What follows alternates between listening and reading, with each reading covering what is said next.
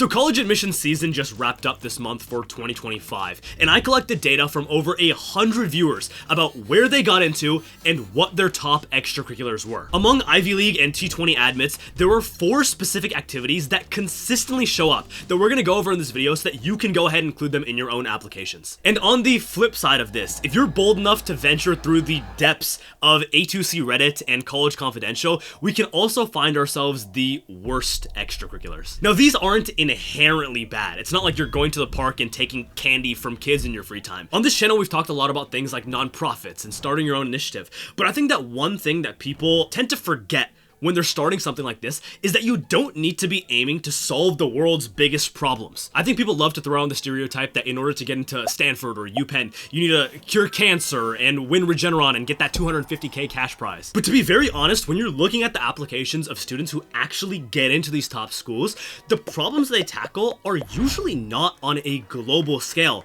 but they're more community-based. So to bring us to our first activity group, I want to call this community-oriented innovation. The idea here is when you focus on a problem or issue that's local to where you live and affects the people that you know and love. Now, when we say this doesn't have to be on a global scale and that it's local, don't think about this in the sense of being similar to awards, where like if you have an award that's on a national or international level, it's a lot more prestigious than something local. But for a community-based activity or initiative, you can still have that impact factor, that wow factor, just doing something that's niche to you. The problem with trying to tackle something like world hunger is that no matter how hard you try as a high schooler, you're only going to have so much impact. There's only so many angles that you can approach this from. And so what a lot of high schoolers end up doing in order to try to help these problems is the same thing as each other. They all do food drives, or they all create like flyers and spread awareness and do some like informational work, which is all great, but it doesn't stand out in the eyes of admissions officers. When you're tackling a problem that's local to you, the advantage there is that you have a personal connection to it. It's inherently not something that's affecting everyone, and that gives you the advantage because you can make it unique. A really key part about putting together a holistic application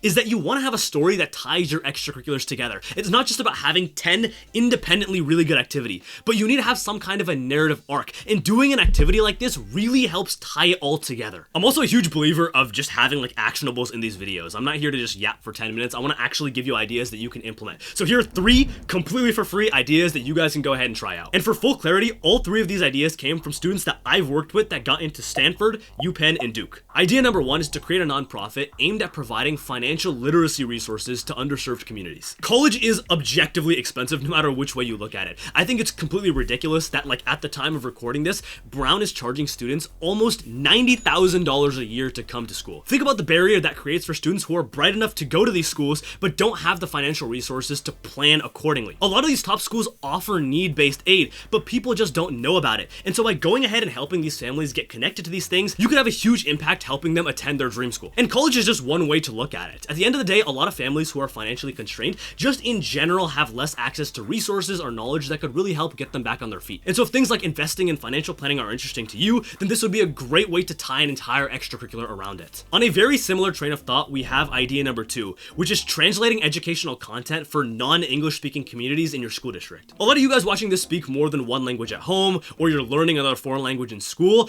An amazing way to actually use and leverage that skill would be to work on something like this. And when it comes to these ideas that we're going over, this is just a starting point, an idea seed. You can go ahead and leverage this in whatever way works for you. So for example, if you go to your school district's website and everything is in English, they have no proper resources for Spanish or French or any other language that you find appropriate. If you have expertise in one of those areas, you could absolutely reach out to your school's administration and propose this idea. Say that you're willing to help them out and just see what they have to say. You have nothing to lose. And for activity 3, this is a little bit less formal. It's more bordering on like a passion project or a club with friends than like an official nonprofit. The idea here is super simple. It's just to create a community bicycle repair shop. If you're more hands-on, you have that engineering type of brain, you can literally just get a couple of your friends together, and for anyone who has issues with their bike, whether they're local to your high school, they go to middle school or elementary school, your goal is just to take whatever broken bikes or skateboard or whatever they have and fix it. And if I'm just throwing ideas out of here for ways you could like build on this, you could easily go to a place that has like old, damaged, recycled bikes, like things that are thrown away,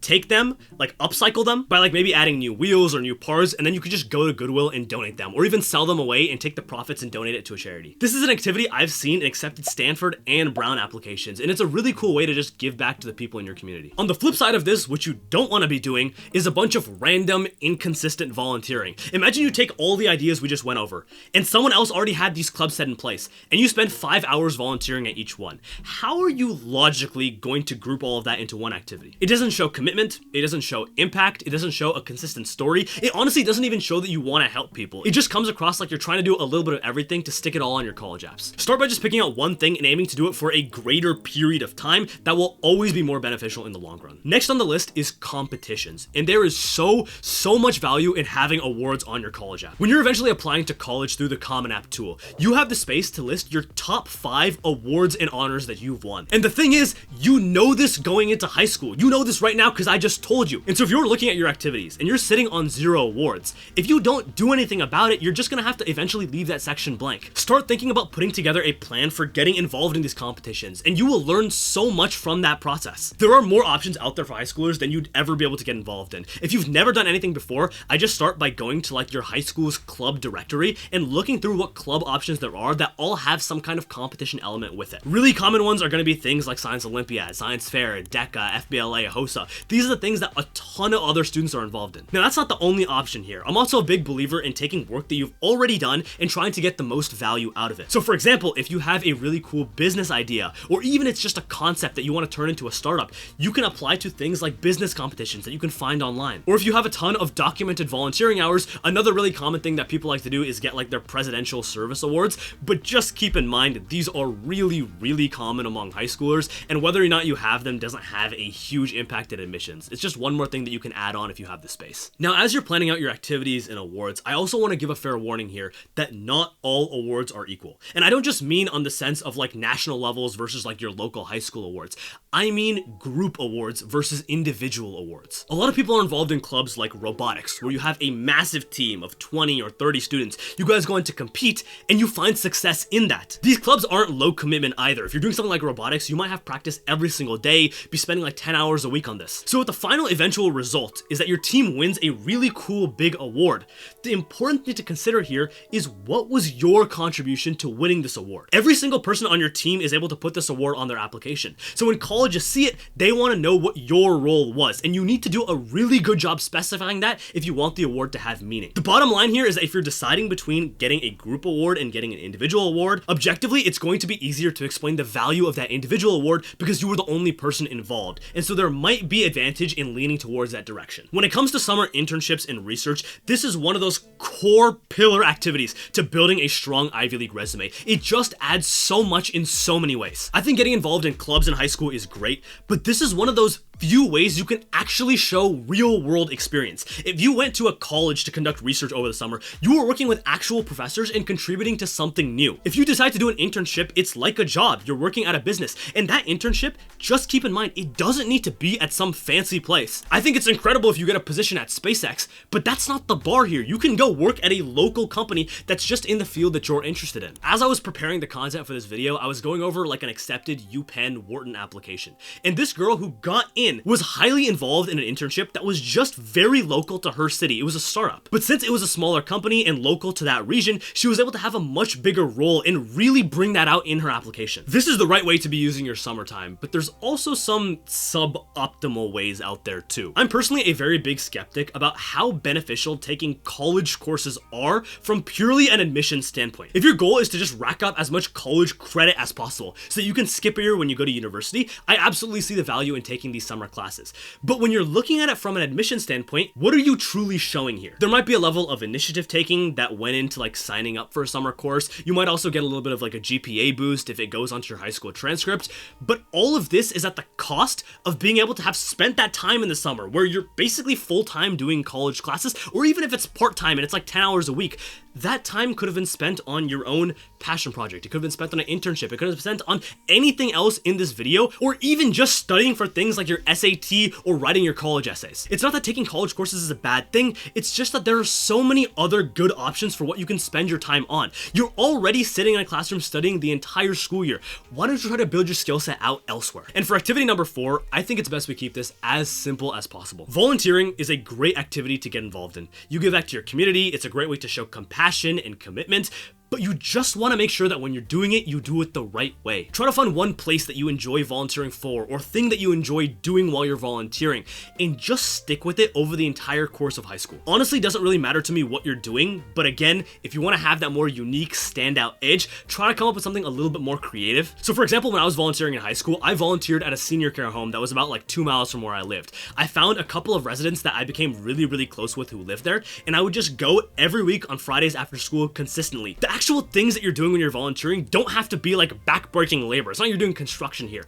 I was literally with the residents playing chess, taking them on walks. I spent a lot of time in like memory care units working with residents with dementia. And after doing that for 3 or 4 years, it gave me such a different, such a unique perspective on what life was like for them. Imagine how much better your activity descriptions and college essays are gonna sound about this activity when you have that kind of emotional attachment and investment in it. A lot of times it can feel like we're like gamifying the activities that you're doing for just the sake of college admissions.